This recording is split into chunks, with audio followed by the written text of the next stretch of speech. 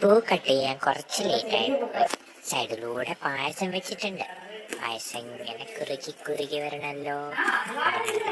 ചെയ്തു. ഏട്ടൻ സൈഡിലൂടെ മല്ലികൊക്കെ വൃത്തിയാക്കുന്നുണ്ട്. അങ്ങനെ അത് ചെയ്യുന്നുണ്ട്.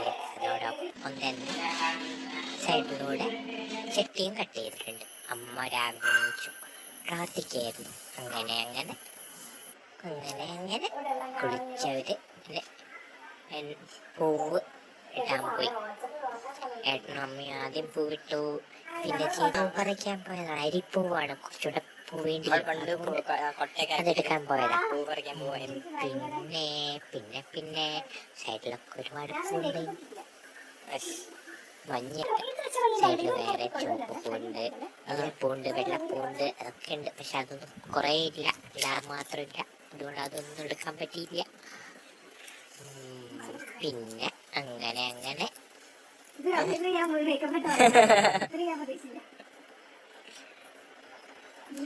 പിന്നെ അതാ ബാക്കി പൂ കൂടെ ഇടണം. അത് ബാക്കി ഫൈനൽ ടച്ചിലേക്ക് പോയി. ഫൈനൽ ടച്ച് ചെയ്തുകൊണ്ടിരിക്കുക. അങ്ങനെ പൂക്കള റെഡിയായി കഴിഞ്ഞു. ഇനിയാണ് ഊണ് കഴിക്കണം. ഞങ്ങളെല്ലാം വിളമ്പി വെച്ചിട്ടുണ്ട്. ഒരുപാട് ഐറ്റംസ് ഒന്നുമില്ല, എന്നാലും ചെറിയ അത്യാവശ്യം എല്ലാ സദ്യക്കും ഉണ്ടാവുന്ന എല്ലാ ഐറ്റംസും ഉണ്ട്. അപ്പം അങ്ങനെ ഞങ്ങളെല്ലാം വിളമ്പി വെച്ചു. എന്നിട്ട് കഴിക്കാൻ പോവാണ്. എല്ലാവരും കൂടെ കഴിക്കാൻ പോവാണ്. പായസം പാലടയായിട്ടും അങ്ങനെ എല്ലാവരും കൂടെ ഒരുമിച്ച് കഴിക്കാനിരുന്നു. പിന്നെ അങ്ങനെ ഞങ്ങൾ കഴിക്കാൻ പോവാണ്.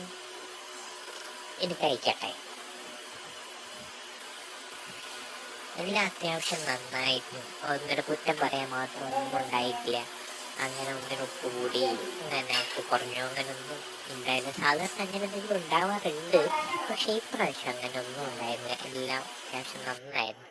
ഉച്ച കഴിഞ്ഞ് അങ്ങനെ ഞങ്ങൾ ചെറിയൊരു ഫോട്ടോഷൂട്ട് സെഷൻ. എല്ലാവരും ഒരുങ്ങി വന്നു. ഞങ്ങളിങ്ങനെ ഓരോരുത്തരായിട്ട് ഇങ്ങനെ ഫോട്ടോ എടുത്ത് നല്ല രസമുണ്ടായിരുന്നു.